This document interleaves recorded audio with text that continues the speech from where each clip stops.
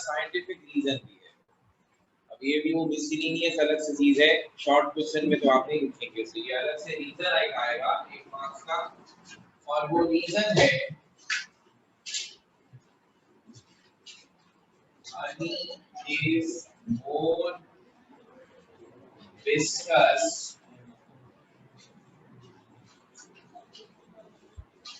than water.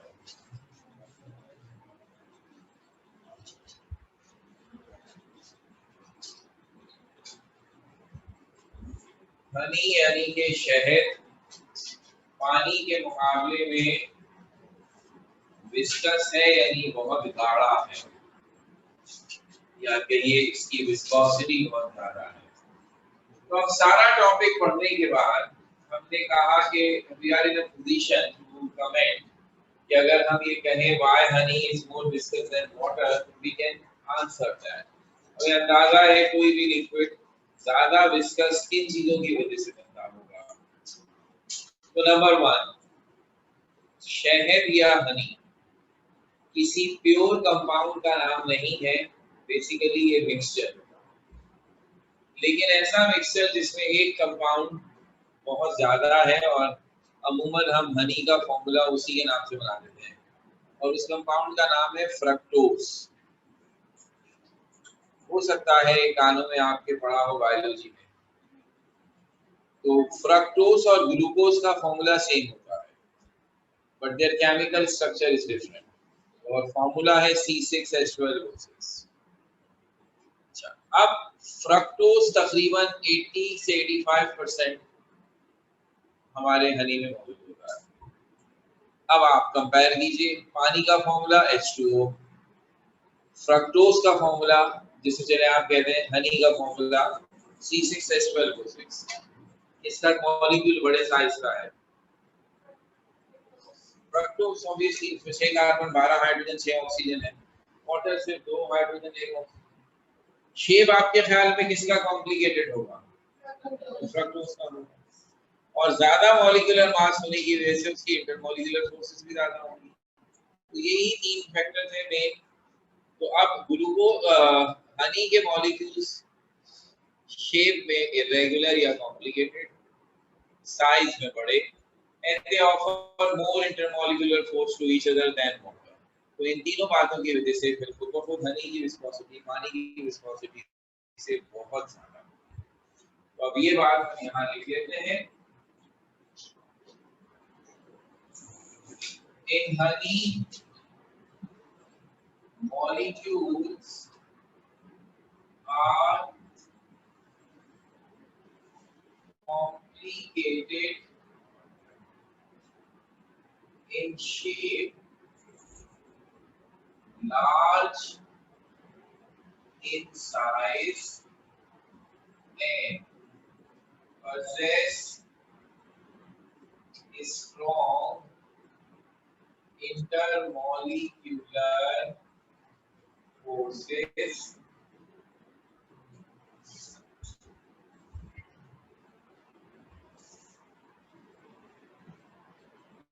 than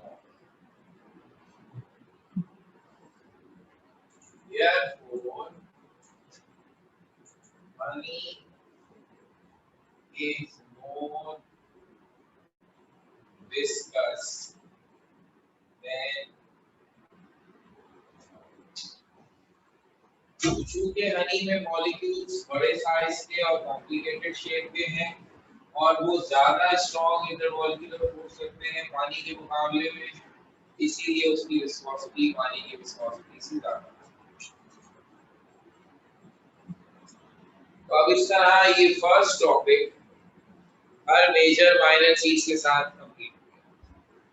बड़ी अच्छी मिसाल है ये उस बात की जो हम शुरू से आपसे कहते रहे कि अब जिस अंदाज का हमारा पेपर पैटर्न है, एक जरूरी चीज ये है कि हर टॉपिक पढ़ने के बाद इस बात पर तवज्जो दी जाए कि उस टॉपिक से किस किस्म के सवाल इम्तिहान में आते हैं और किस में कितना जवाब लिखना है। तो अब आप देखिए, इसे एक छोटे से विस्कोसिटी से डेफिनेशन भी पूछ सकते हैं, शॉर्ट क्वेश्चन भी पूछ सकते हैं, मल्टीपल चॉइस क्वेश्चन भी पूछ सकते हैं, और रीजन भी पूछ सकते हैं। हमने हर अंदाज को यहाँ डिस्क्राइब कर दिया। अब जैसा इंशाल्लाह सवाल आएगा हम कर लेंगे। दूसरी प्रॉपर्टी आज हम लिक्विड की शुरू करते हैं। अगर तो पहली हो गई कि विस्कोसिटी और नंबर 2 है सरफेस टेंशन।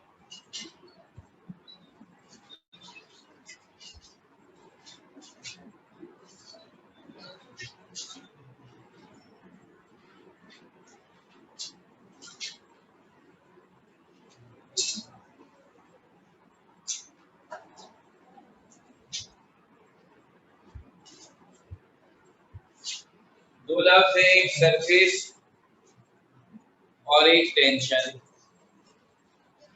तो सबसे पहली बात कर लेते हैं टेंशन क्या है। कोई बहुत अच्छी चीज होती है, आप पसंद करते हैं टेंशन को, आप क्या चाहेंगे टेंशन हो खत्म हो जाए, अच्छी चीज नहीं होती, बस ये असल में जाता है। अब फिजिक्स के हिसाब से बात करें तो tension is force per unit length, force per unit area, pressure, force per unit length, tension, तीनों ही फोर्स है। प्रेशर भी फोर्स है, टेंशन भी फोर्स है, फोर्स तो ही फोर्स। बस बात ये है कि अगर हम सिर्फ फोर्स कहें और ये ना बताएं कि वो कहाँ और किस जगह अप्लाई हो रही है, तो सिंपल फोर्स ये बताएं पर यूनिट लेंथ, टेंशन, पर यूनिट एरिया, प्रेशर। अब ये फोर्स है कोई acting per unit length at the surface, जो नाम सरफेस का आया है। तो हम इस डेफिनेशन से ये कहना या जताना चाह रहे हैं कि लिक्विड की सरफेस पर जो मॉलिक्यूल है वो टेंशन में है। सारा लिक्विड टेंशन में नहीं है, सिर्फ सरफेस वाले टेंशन। तो अगर सरफेस के साथ कुछ ऐसा है जो बाकियों के साथ नहीं है, तो ये फर्क समझना होगा कि सरफेस पर मौजूद लिक्विड के मॉलिक्यूल्स में बाकी लिक्विड्स के मॉलिक्यूल के मुकाबले में क्या चीज डिफरेंट है। तो आइए हम एक बात सोचते हैं कि एक बीकर में हमारे पास लिक्विड मौजूद है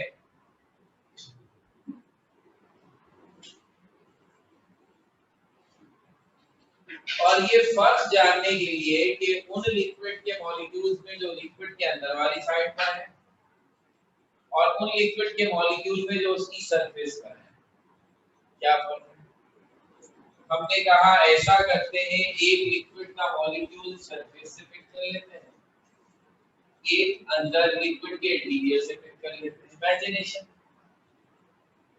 अब जो मॉलिक्यूल लिक्विड के इंटीरियर से लिया गया है, बीच में से उठा लें, उसके जो हर तरफ बाकी लिक्विड के मॉलिक्यूल होंगे, बीच में से उठा, तो इस लिक्विड के मॉलिक्यूल के ऊपर भी इसी तरह का मॉलिक्यूल होगा, नीचे भी इसी तरह का मॉलिक्यूल होगा, साइड्स पर भी इसी तरह के मॉलिक्यूल, ऐसे ही झुरमट में होगा बाकी molecules. And the point is जो बीच में मॉलिक्यूल था हमारा, जिसके चारों तरफ हमने मॉलिक्यूल शो कर दिए, ये तमाम के तमाम इस सेंट्रल मॉलिक्यूल को अट्रैक्ट कर रहे हैं, इंटरमॉलिक्यूलर फोर्स। अब अगर ये पानी है तो ये जो मैंने मॉलिक्यूल शेड किया ये भी पानी का है, और जो इसे चारों तरफ से घेरे हुए वो भी पानी है, पानी के अंदर तो पानी के ही मॉलिक्यूल हो गया। तो अब ये मॉलिक्यूल जिस फोर्स से इसे राइट पर अट्रैक्ट कर रहा है, उसी फोर्स से ये लेफ्ट पर अट्रैक्ट कर रहा है। दोनों एक जैसे पानी के मॉलिक्यूल है तो दोनों की फोर्स भी बराबर है। तो लेफ्ट साइड पर भी वही फोर्स लग रही है, राइट साइड पर भी वही फोर्स लग रही है, तो नेट फोर्स क्या होगी, ठीक है, कुछ भी नहीं, ठीक है ना। इसी तरह ये मॉलिक्यूल नीचे अट्रैक्ट कर रहा है, ये मॉलिक्यूल ऊपर अट्रैक्ट कर रहा है, दोनों मॉलिक्यूल एक जैसे, दोनों की फोर्स एक जैसी, एक नीचे एक्ट कर रही है, एक ऊपर एक्ट कर रही है, नेट रिजल्ट नहीं। इस तरह हमें अंदाजा हुआ कि इस मॉलिक्यूल की फोर्स इस डायरेक्शन में, इसकी इस डायरेक्शन में, इसकी इस डायरेक्शन में, इसकी इस डायरेक्शन में। बस ये कि लिक्विड के दरमियानी हिस्से में जो भी मॉलिक्यूल होंगे उनके चारों तरफ इक्वली दूसरे पानी के मॉलिक्यूल हैं, और आधे पानी के मॉलिक्यूल्स की फोर्सेस को बाकी आधे पानी के मॉलिक्यूल बैलेंस कर रहे हैं। कैसे? इस तरह लिक्विड के वो मॉलिक्यूल जो लिक्विड के बीच में अंदर की तरफ है, उन पर कोई अनबैलेंस्ड फोर्स एक्ट नहीं कर रही। वो इतने मॉलिक्यूल्स के झुरमट में है, लेकिन इस तरह है कि आधे मॉलिक्यूल्स की फोर्स बाकी आधे बैलेंस कर देते हैं, तो उनके ऊपर कोई अनबैलेंस फोर्स एक्ट नहीं। लेकिन ये सिचुएशन सरफेस वाले पे नहीं है।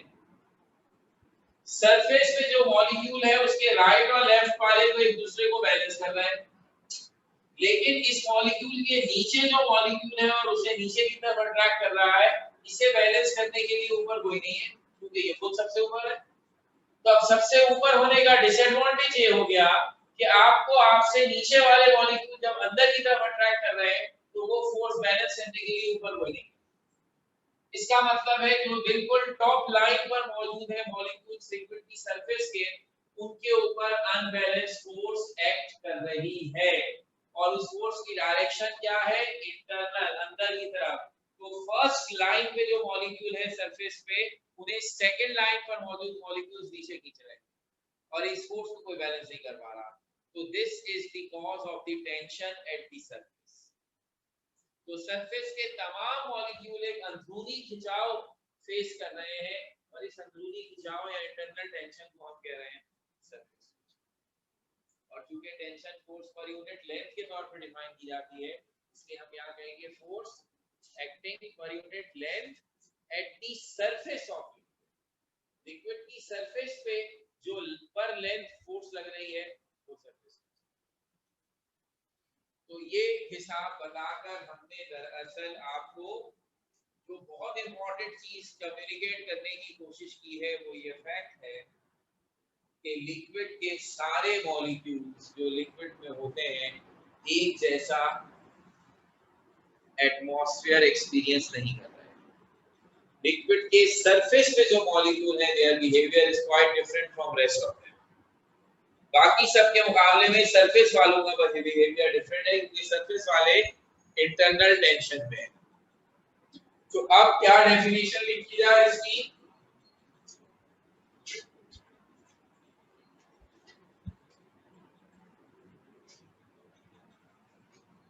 ये डेफिनेशन है force in dynes acting per unit per centimetre length of the surface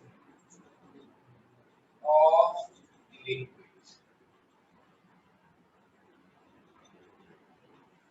is called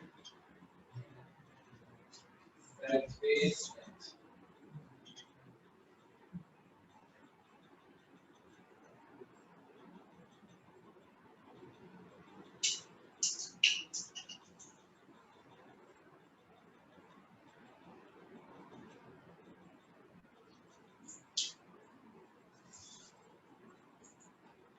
मैंने कही आपसे टेंशन की definition force per unit length at the surface. जो मैंने डेफिनेशन लिखी उसमें जो आपको एक्स्ट्रा बात नजर आ रही है वो है कि मैंने फोर्स और लेंथ दोनों को उनके यूनिट्स के साथ मेंशन किया, और यूनिट मैंने कौन से वाले लिए हैं? जो सीजीएस सिस्टम। आमतौर पर हम ये इंसिस्ट करते हैं जब भी कोई चीज आप सॉल्व कर रहे हैं, पढ़ रहे हैं केमिस्ट्री में, तो इसके लिए यूनिट एमकेएस सिस्टम के या एसआई सिस्टम वाले होने चाहिए।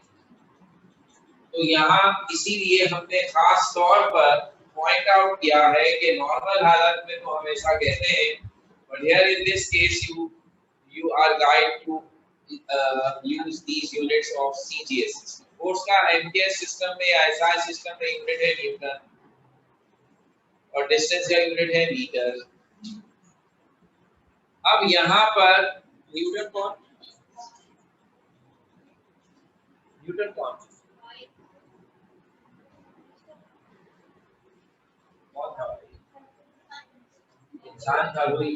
ये मशीन थी कोई? साइंटिस्ट था? किसने कहा कि कौन ये बातें बता रहा है? क्लास में आ रही थी, मैं चलाया तो वो चुप क्या बताया था? कौन कह रहा है न्यूटन साइंटिस्ट? किसने बताया? कौन पहला आदमी बताइए जिसने आपको ये बात बताई?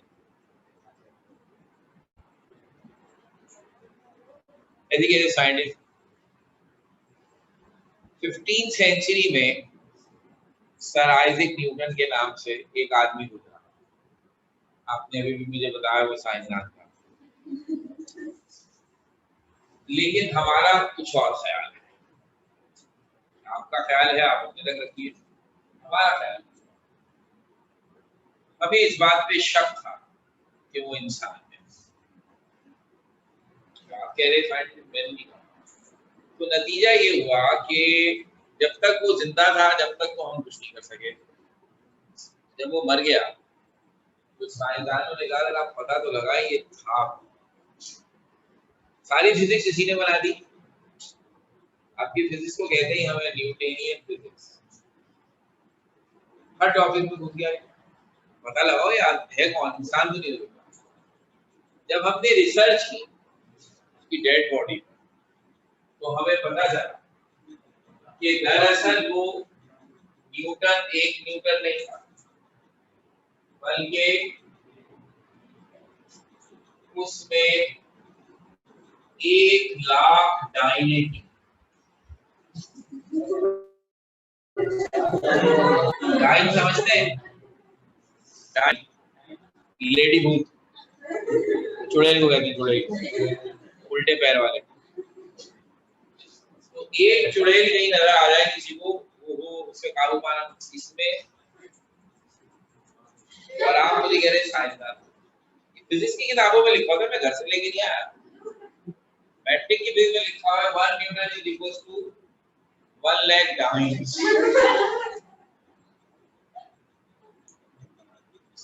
अभी याद रखिए, इसका मतलब न्यूटन बहुत बड़ा और टाइम और कि 1,00,000 मिलती है तब के जाके न्यूटन के बराबर।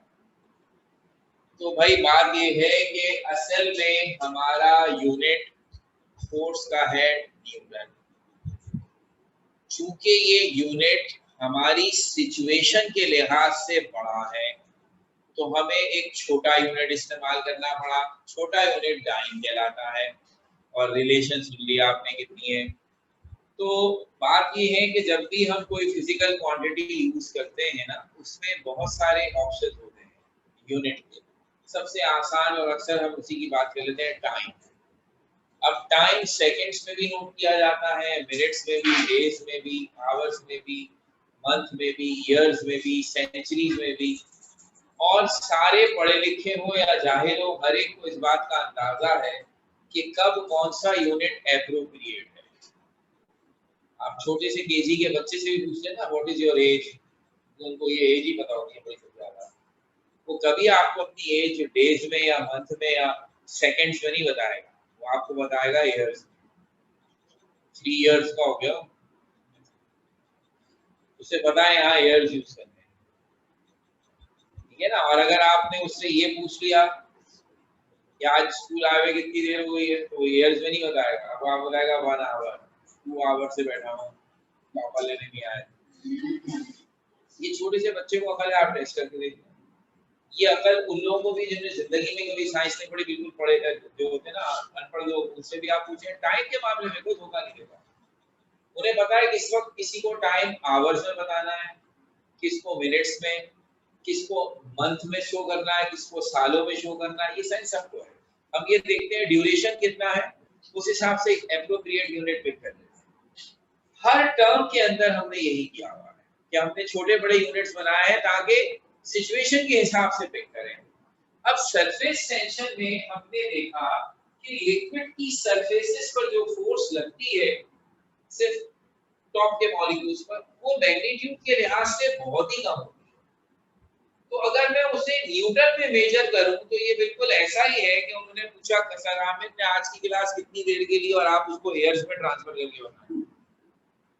वो मुश्किल से आधा घंटा पौना घंटा क्लास हुई है, आप उसको अगर एयर पे कन्वर्ट करेंगे तो 0.0000 अजीब लगेगा ना, दैट इज नॉट एप्रोप्रिएट, पागल लगता है अगर वो इस तरह के जवाब देता है ना। इस तरह के बड़ा यूनिट यूज करें ना छोटा, इवन अगर आप ये ड्यूरेशन सेकंड्स में कन्वर्ट करके बताएंगे तो भी अजीब लगेगा। Appropriate unit is may be hour, के आपने कह दिया पौना घंटा, और may be minutes, 45 minutes, 40 minutes, 35 minutes, ऐसे दैट्स एप्रोप्रिएट, जो उस पर्टिकुलर ड्यूरेशन से मैच करता हो। तो हमने नोटिस किया by looking at different liquids कि जो प्रैक्टिकली फोर्स की वैल्यू मिलती है सरफेस टेंशन में वो न्यूटन के हिसाब से बहुत ही छोटी है। तो the appropriate unit should be down, जो कि उसका सब मल्टीपल है या बहुत ही छोटा यूनिट है।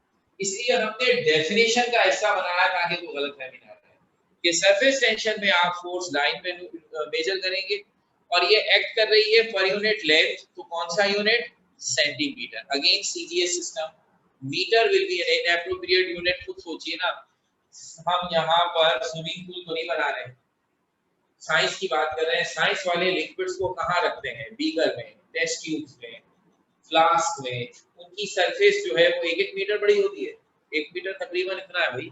इतना बड़ा बीकर होता है कभी लैब में? नहाना थोड़ी है। छोटे छोटे बीकर होते हैं तो उनकी जो सरफेस होती है उसके लिए सेंटीमीटर इज द परफेक्ट। तो इसलिए डेफिनेशन बेशक सिर्फ इतनी है, force per unit length at the surface of liquid, अगर मैं यूनिट मेंशन ना करूं। लेकिन ज्यादा मुनासिब क्या है यूनिट के साथ? तो फोर्स इन डाइन एक्टिंग पर centimetre length of the surface of liquid. तो दोनों जगह यूनिट मेंशन करें। एक डेफिनेशन हो गई।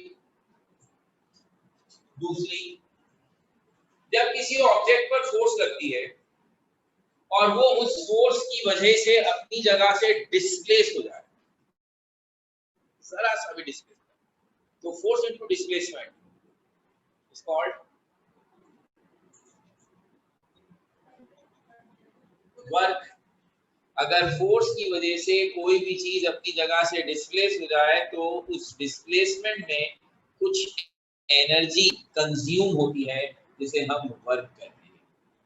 ठीक है, तो चूंकि हमारे ख्याल के मुताबिक सरफेस टेंशन की वजह से सरफेस के मॉलिक्यूल्स को ओरिजिनली जिस लाइन पर होना चाहिए, फोर्स की वजह से वो थोड़े से नीचे हो जाते हैं।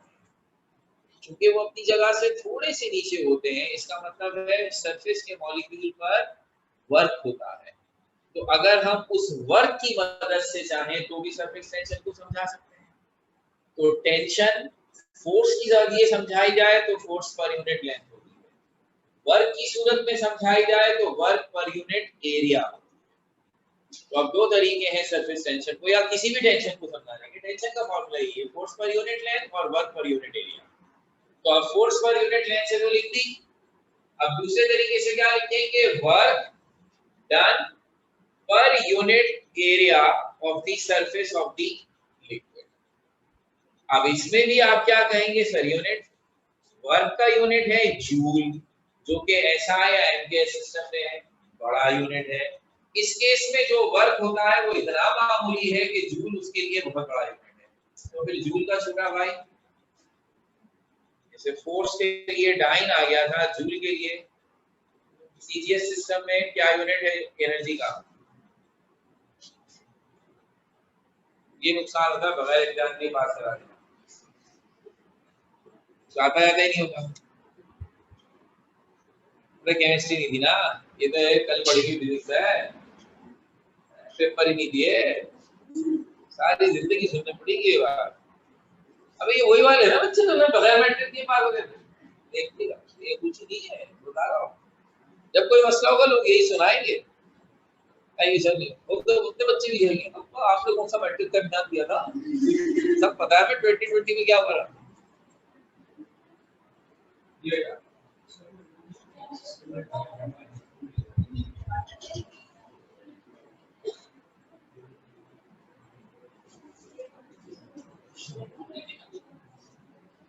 मेरा अर्ज यूनिट को कहते हैं ERGS, अर्ज।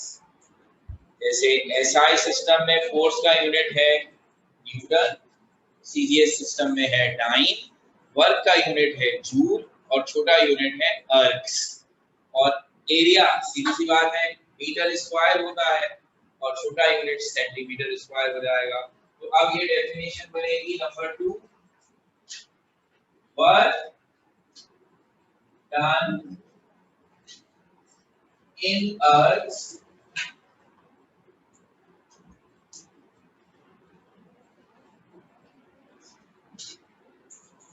work done in earth per centimeter square area of the surface of liquid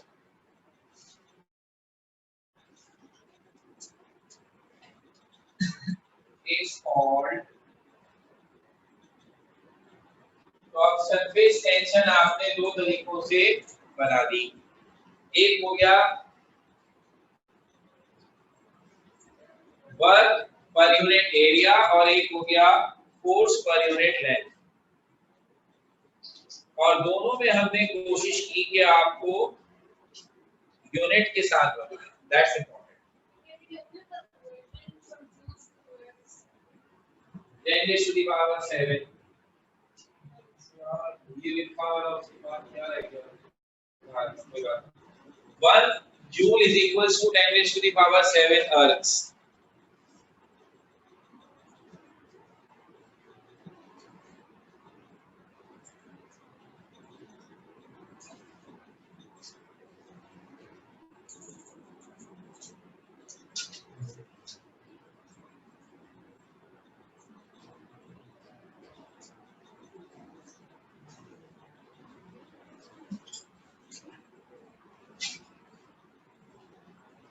अच्छा, अब एक बात ध्यान पे रखनी है, जब भी हम डेफिनेशन लिखते हैं साथ में यूनिट जरूर मेंशन करते हैं, जैसे विस्कोसिटी में किया था, तो यहाँ भी यही करेंगे।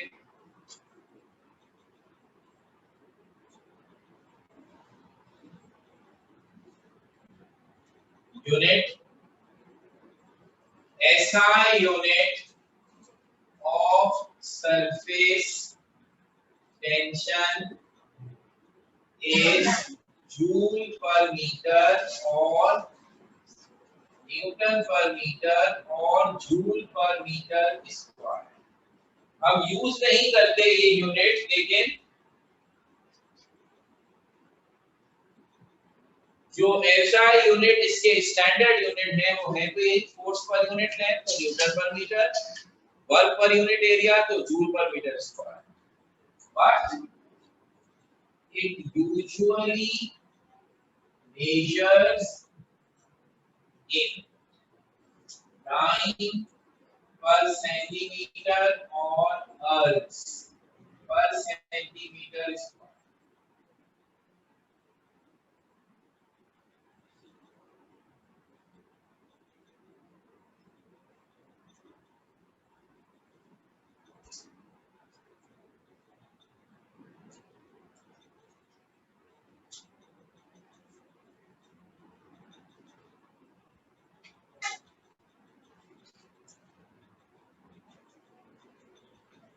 एक डेफिनेशन हो गई, सिर्फ डिफाइन सरफेस टेंशन आया, दिस इज इनफ। अब आसानियां थोड़ी सी आपकी जिंदगी में, अगर विस्कोसिटी याद कर लिया हो जब भी, तो ये खुद ही याद, क्योंकि आप फैक्टर्स में खास बात क्या हुई, जो फैक्टर विस्कोसिटी के थे वही फैक्टर सरफेस टेंशन के भी हैं, माइनस फर्स्ट टू।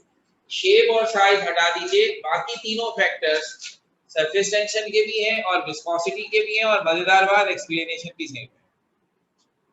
बस साइज और शेप का विस्कोसिटी का से ताल्लुक था, सरफेस टेंशन से ताल्लुक नहीं। सरफेस टेंशन का ताल्लुक फिर किससे हुआ? Intermolecular force, nature of the liquid, temperature. बस नाम सरफेस टेंशन की जगह विस्कोसिटी का सरफेस टेंशन लिख दीजिए, एक्सप्लेनेशन वही है।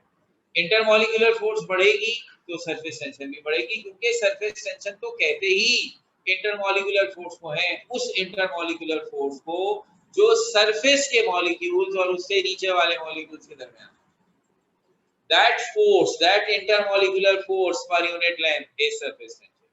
मॉलिक्यूल को अट्रैक्ट करे तो वो फोर्स तो इंटरमॉलिक्यूलर फोर्स कहलाएगी ना। तो ये तो है इंटरमॉलिक्यूलर फोर्स, तो जिस लिक्विड की इंटरमॉलिक्यूलर फोर्स स्ट्रांग उसकी सरफेस टेंशन स्ट्रांग। फिर आपको याद है हमने कहा था एक इंटरमॉलिक्यूलर फोर्स सिंपल वाली है जो वैन डर वाल्स फोर्स कहलाती है, जो हर लिक्विड में होती है। फिर एक स्पेशल वाली है जो नेचर ऑफ लिक्विड पे डिपेंड करती है, कि कुछ लिक्विड ऐसे हैं जिनमें सिंपल इंटरमॉलिक्यूलर फोर्स के साथ साथ डायपोल डायपोल इंटरेक्शन और हाइड्रोजन बॉन्डिंग भी होती है, और जिन लिक्विड में ये होती है वहां ओवरऑल फोर्सेस कंपैरेटिवली ज्यादा हो जाती है। तो ऐसे लिक्विड जिनमें हाइड्रोजन बॉन्डिंग होगी वो विस्कोसिटी भी ज्यादा शो करते थे, वो सरफेस टेंशन भी ज्यादा शो करते हैं। और टेम्परेचर का भी यहाँ वही फैक्ट है जैसे वहां था, कि टेम्परेचर बढ़ाने से विस्कोसिटी भी कम होती है, टेम्परेचर बढ़ाने से सरफेस टेंशन भी कम होती है। तो अब हमारे लिए ये लिखना आसान हो जाएगा। Factors on which surface tension depends.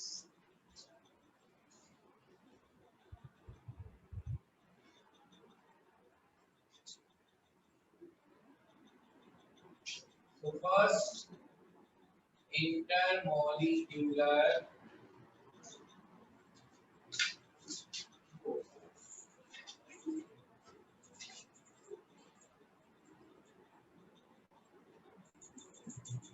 liquids with strong intermolecular forces show high value of surface tension.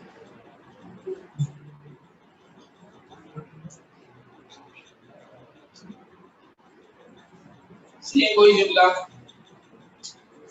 greater the intermolecular force, greater will be the surface tension, or lesser the intermolecular force, lesser will be the surface tension. हमने इसमें यूं लिख दिया कि liquid with strong intermolecular force show high value of surface tension, and vice versa का मतलब हुआ liquid with weak forces, intermolecular forces show low value of surface tension. Then nature of liquid.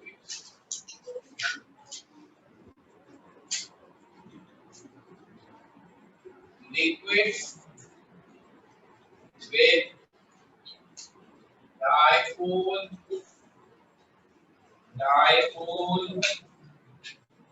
interaction or hydrogen bonding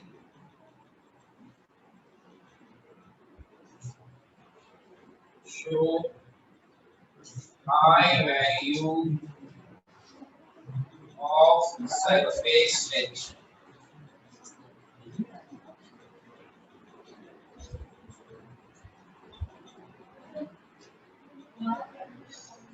For example, surface tension of water is very high because of the presence of strong hydrogen bonding in water.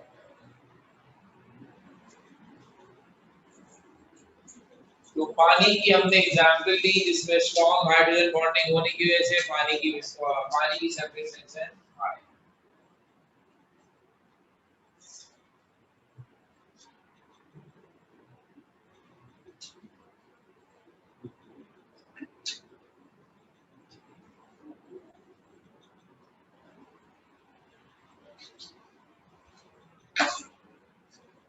तीसरा factor है temperature.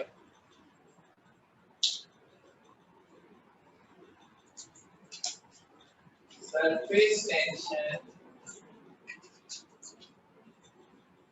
decreases with increase in temperature.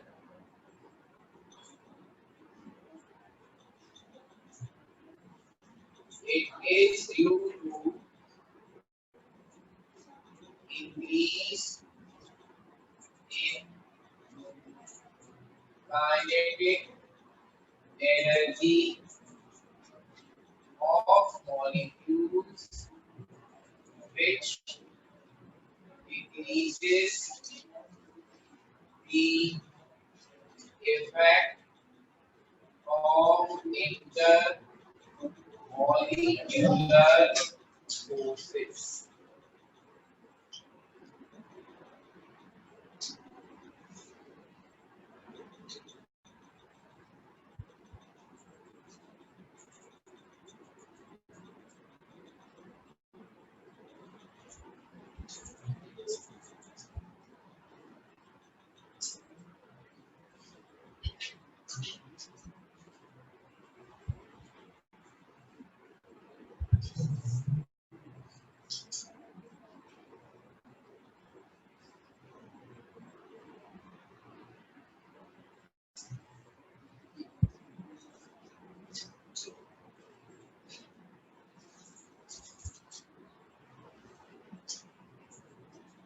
तो अब निस्बतन छोटा काम हो गया कि factors 3 है, यहाँ अगर ये बात, तो अब अगर सरफेस टेंशन के लिए वैसे ही सवाल आए, define surface tension and the factors on which it depends, just right the definition, दो डेफिनेशन यूनिट के साथ एंड ओनली 3 फैक्टर्स।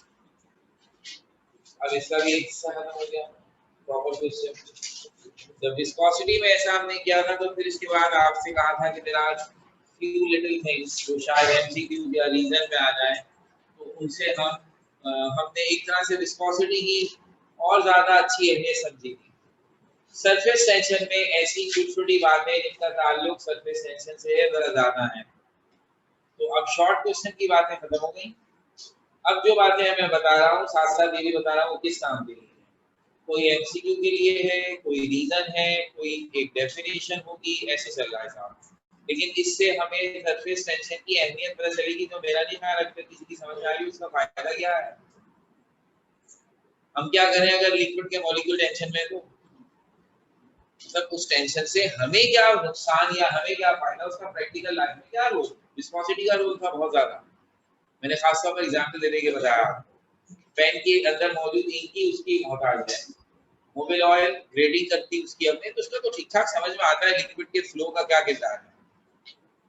हर दफा हम ये नहीं चाहेंगे कि लिक्विड तेजी से फ्लो करे, कभी हमारी रिक्वायरमेंट है कि वो तेजी से फ्लो करे, कभी हमारी रिक्वायरमेंट है स्लो फ्लो करे, तो उस हिसाब से विस्कोसिटी पे कंट्रोल करके हम सब कुछ कर सकते हैं। वो एक सफिशिएंट समझ नहीं आ रहा इसका रोल क्या है, इसका वो रोल आप सोच नहीं सकते। जब बात से बात निकली तो आप बचले, तो वो हो हमारी डेली लाइफ में रोजाना की बेसिस पर ये सरफेस टेंशन हमारे लिए क्या कर रही है आप सोच सकते हैं। इस टाइप बात, सबसे पहली बात कनेक्शन टू विस्कोसिटी। इसके बाद हमने लिखा था कि विस्कोसिटी मेजर करते हैं तो किस एपरेटस से करते हैं, ये एमसीक्यू में यहाँ पे भी लिख देते हैं, ये फिर चले ये भी एमसीक्यू में आ सकता है। तो अब ये मत कीजिएगा खुदा का वास्ता है, इसलिए ये भी लिखा और कहा भी कि अगर सवाल में पूछूं define viscosity surface tension and the factors on which it depend, तो बच्चे कुल ही कर देते हैं पेपर में, जो याद किया सब लिखो। तो ये खत्म, ये ना उसके आगे भी मैं लिखा रहा हूँ सब उसमें चल रहा हूँ, नहीं भरते जाओ, फायदे नहीं कर रहा हूँ, इसके नंबर तो मिले नहीं, बात में यहाँ खत्म। अब वो है measurement,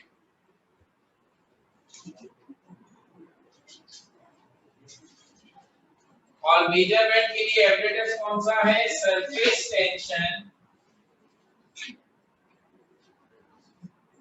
can be measured bye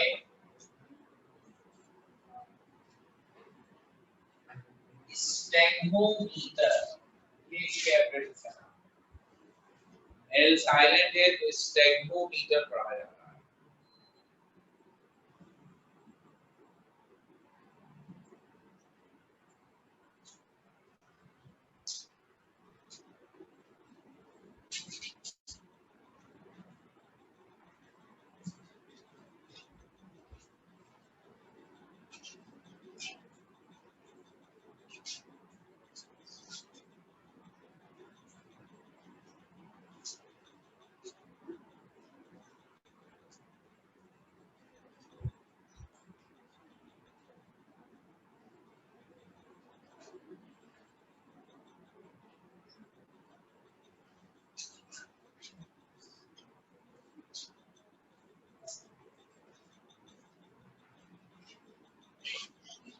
तो अब ये लिख भी देते हैं, ये एमसीक्यूज के लिए है ना। अब इम्पोर्टेंस के इसकी जरा ज्यादा है तो वो हम बाद में, पहले रीजन एक डिस्कस कर लेते हैं, उसी से बात शुरू हो जाएगी। तो जैसे वहां आदि मैंने लिखा था Honey is more than water, तो अब सरफेस टेंशन से रेलेवेंट एक रीजन, इससे थोड़ा सा आपको अंदाजा होगा आखिर ये सरफेस टेंशन खुल क्या खिलाएगा, बड़ा जबरदस्त है। तो ये रीजन देखिए क्या है, falling drop of liquid is always spherical।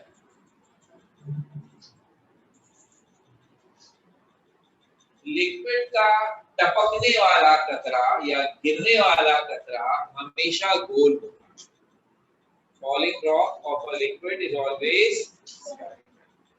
इस बात की अहमियत ये है कि इस पोर्शन को शुरू करते वक्त तो हमने लिक्विड की डेफिनेशन लिखी थी, तो आपसे कहा था लिक्विड का तो शेप नहीं होता, वो तो हमेशा अपने कंटेनर का शेप हासिल करता है। लेकिन ये वो पर्टिकुलर सर्कमस्टांसेस है जहां लिक्विड एक डेफिनेट शेप ले लेता है। जब आप उसको फ्री फॉल गिराएं, उसका कोई बर्तन ही नहीं है। हवा में अगर लिक्विड का एक कतरा गिर रहा है, जैसे बारिश के कतरे गिर रहे हैं, उसका तो कोई बर्तन नहीं है, तो अब उन्हें कोई तो शक्ल इख्तियार करनी है। तो अब हिसाब ये है कि यहाँ पता चलता है लिक्विड की वैल्यू, कि अगर लिक्विड को ये अपॉर्चुनिटी दी जाती है जा जी ले अपनी जिंदगी, तो वो कौन सा शेप इख्तियार करेगा। और जब हम उसे फोर्स कर देते हैं, किसी कंटेनर में डाल देते हैं, तो मजबूरी है जैसा कंटेनर होता है वो वैसी शक्ल बना लेता है। लेकिन जब वो फ्री फॉल गिरता है हवा में, चाहे वो बारिश के कतरों की सूरत में गिरे, चाहे वो आपके आंसू हो, चाहे वो नलके में से टप टप गिर रहा है, तो वो हमेशा गोल होता है। वाई गोल? गोल क्यों होता है? कोई और शेप नहीं होता। ये है हमारा क्वेश्चन। इसका मतलब है गोल उसका फेवरेट शेप है। Then why? तो मैंने जब शुरू किया था तो मैंने आपसे पूछा था ये जो टेंशन है ये अच्छी चीज है या बुरी? अगर आपको अल्लाह ना करे टेंशन हो, तो आप क्या चाहेंगे कि वो रहे या दूर हो जाए? दूर हो जाए, बस इतनी सी बात है। लिक्विड में टेंशन कहाँ पर है? सरफेस पर। तो लिक्विड की क्या ख्वाहिश होगी अगर उसे फ्री छोड़ा जाए?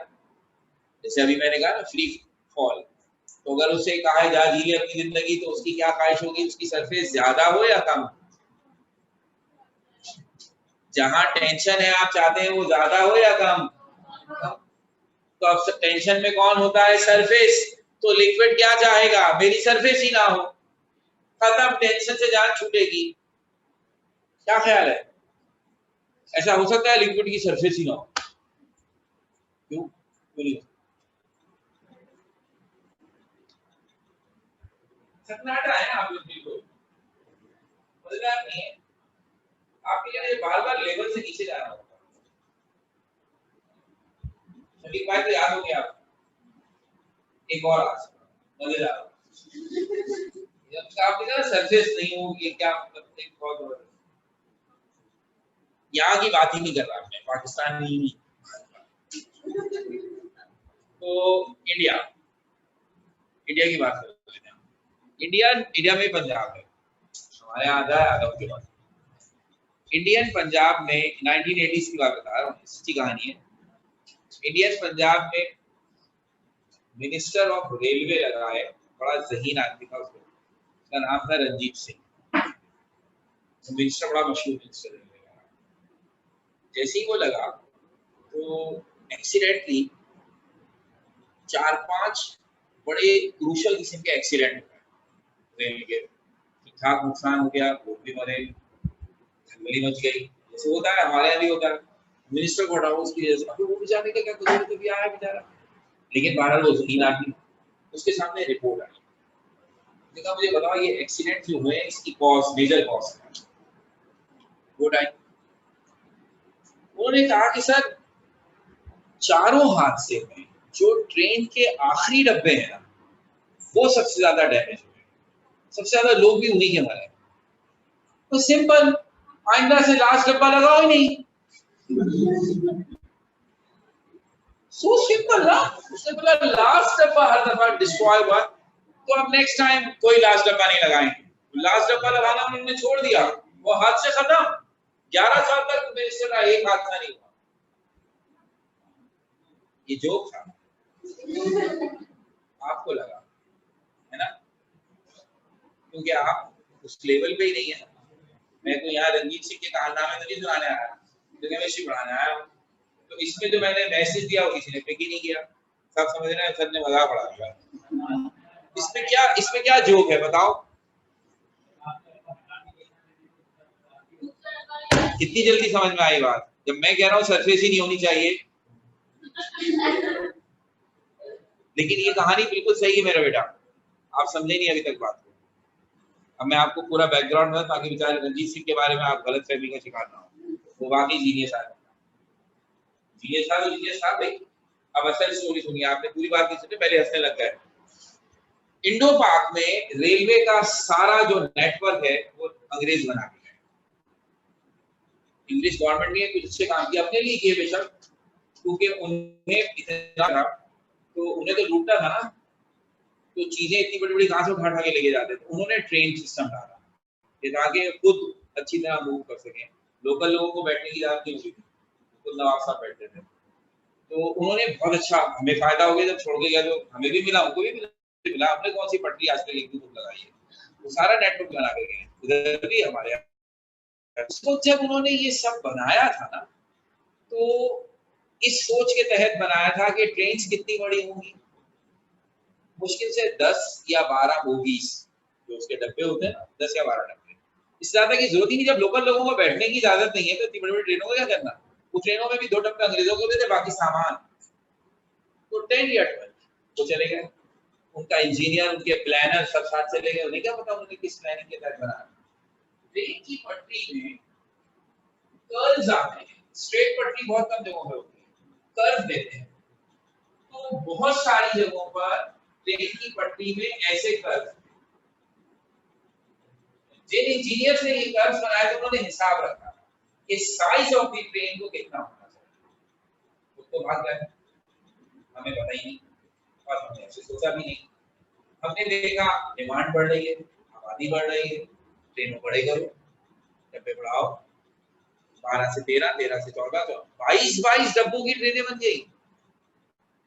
अब जब 22 डब्बों की ट्रेन में इंजन यहाँ आता है तो 22वां डब्बा यहाँ होता है, 2 कर्व्स में, ये यहाँ से पुशअप होता है, ये ट्रैक से हट जाता है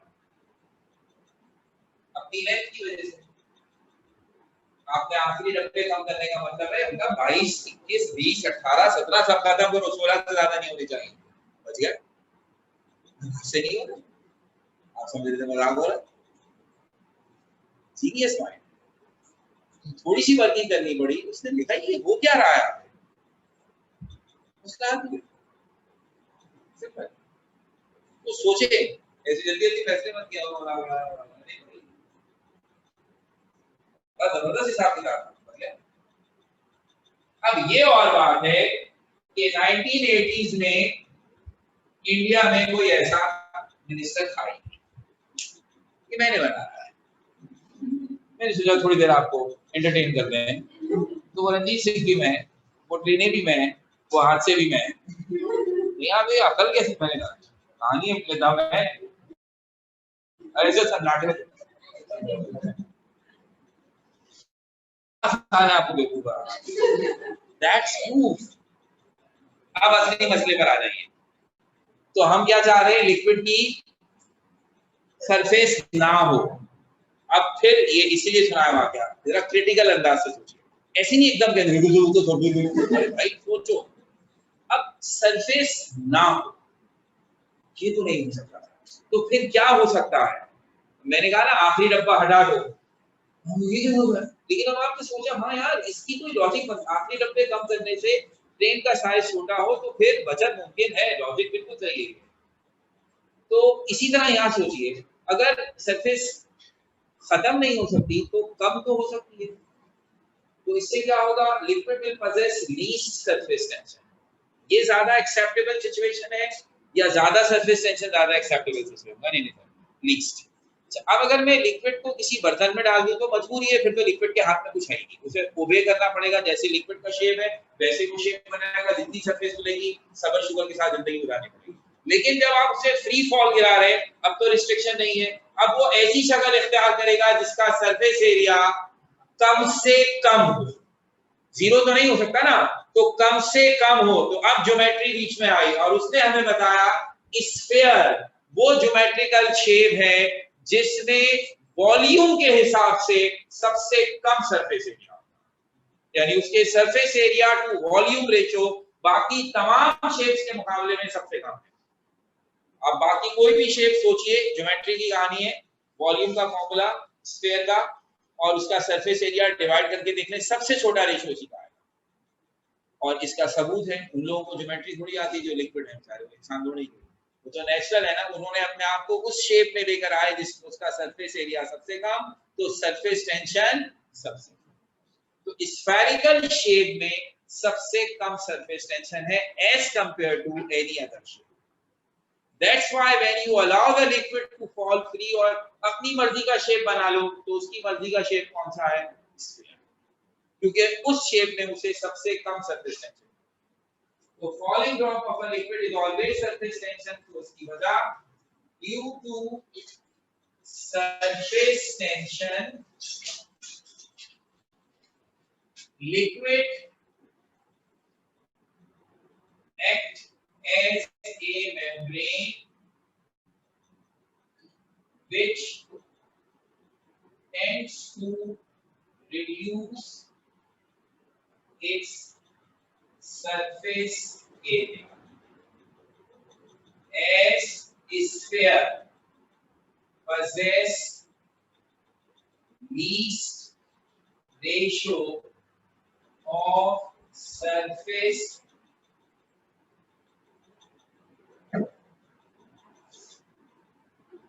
area to volume,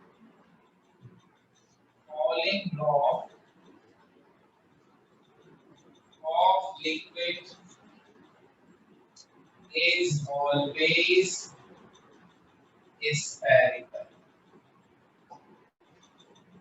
surface tension की वजह से लिक्विड एक ऐसी मेम्ब्रेन, एक ऐसी झिल्ली के तौर पर एक्ट करता है जो अपने आप को सुकड़ने की कोशिश कर रही हो ताकि उसका सरफेस एरिया कम से कम हो सके। तो tends to reduce its surface area. और फिर जब स्फीयर, चूंकि वो ज्योमेट्रिकल शेप है जिसका surface area to volume ratio बाकी सारे शेप्स के मामले में सबसे कम है, इसलिए falling drop of liquid is always spherical. इसका मतलब ये है कि जब भी आपको कोई लिक्विड स्फीयर बनाता हुआ दिखाई दे तो आप समझ जाइए कि उसकी सरफेस टेंशन ज्यादा है, और जो स्फीयर ना बनाए इसका मतलब है उसकी सरफेस टेंशन कम है। तो सर स्फीयर बनाए या ना बनाए इससे हमें क्या फायदा हो रहा है? एक लिक्विड नहीं बना रहा है इसमें, हम क्या करें? तो इससे हमें कौन सी जन्नत मिल जाएगी? हमें भी तो फायदा कोई नजर आया, फायदे की बात सुना स्टेप बाय स्टेप आंदोलन आपको मिलेगा। और तो अब ये एक बात हो गई, रीजन हो गया। अब आइए लिक्विड सरफेस टेंशन की इंपॉर्टेंस बताने के लिए हमें थोड़ी ज्यादा काम करना पड़ेगा एज कंपेयर टू विस्कोसिटी से, तो बहुत थोड़ी सी बात।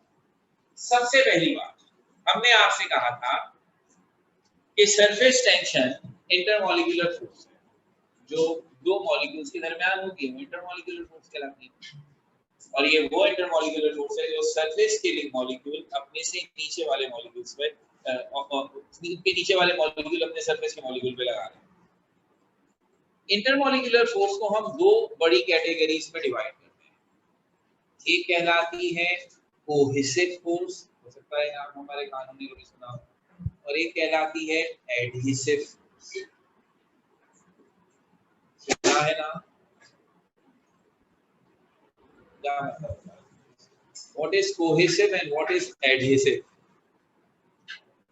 ऐसी इंटरमॉलिक्यूलर फोर्सेस जो एक ही लिक्विड के मॉलिक्यूल्स आपस में सेम टाइप ऑफ मॉलिक्यूल्स, पानी का मॉलिक्यूल पानी के मॉलिक्यूल को अट्रैक्ट कर रहा है, दिस इज कोहेसिव। अब आपने पानी एक बीकर में रखा हुआ है, बीकर किस चीज का जी? ग्लास का। तो लिक्विड के मॉलिक्यूल्स कुछ तो ऐसे भी होंगे ना दीवार के साथ चिपके हुए होंगे, तो उनमें लिक्विड का मॉलिक्यूल यानी पानी का मॉलिक्यूल किसके मॉलिक्यूल के साथ चिपका हुआ होगा? गिलास के मॉलिक्यूल के साथ। गिलास सॉलिड है, पानी लिक्विड है, तो दो डिफरेंट टाइप्स के मॉलिक्यूल जहां एक दूसरे से इंटरैक्ट हो रहे हैं उनके कुछ फोर्स कहलाएगी adhesive. Same type of molecule like पानी पानी को अट्रैक्ट करे, cohesive. Different type of molecule जैसे पानी गिलास को अट्रैक्ट करे, एडहेसिव। मैंने ऐसे करके पानी अपने हाथ में फेंका तो पानी और मेरे हाथ के मॉलिक्यूल्स के दरमियान अट्रैक्शन होगी, ये कहलाएगी एडहेसिव। तो same type cohesive, different type adhesive. Surface tension कौन सी होगी?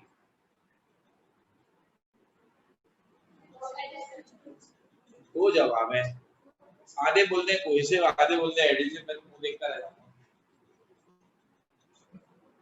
सरफेस टेंशन में लिक्विड के वो मॉलिक्यूल जो सरफेस पर हैं उन्हें अट्रैक्ट कर रहे हैं लिक्विड ही के वो मॉलिक्यूल जो उनसे नीचे हैं। तो ये तो सेम टाइप ऑफ लिक्विड हो गया ना, इसमें गिलास विलास तो कहीं नहीं आ रहा। पानी के मॉलिक्यूल जो सरफेस पर हैं उन्हें उनसे नीचे वाले पानी ही के मॉलिक्यूल अट्रैक्ट कर रहे हैं। तो surface tension is actually cohesive. तो अब लफ्ज कोहेसिव यूज करूं या सरफेस टेंशन यूज करूं, एक ही बात है, बस नया नाम आ गया एडहेसिव। तो अब हम प्रॉपरली पहले दोनों को डिफाइन करेंगे और फिर आपको बताएंगे इससे हमारी डेली लाइफ पर क्या क्या बेहतरीन असरात मुरतब हो रहे हैं सरफेस टेंशन के।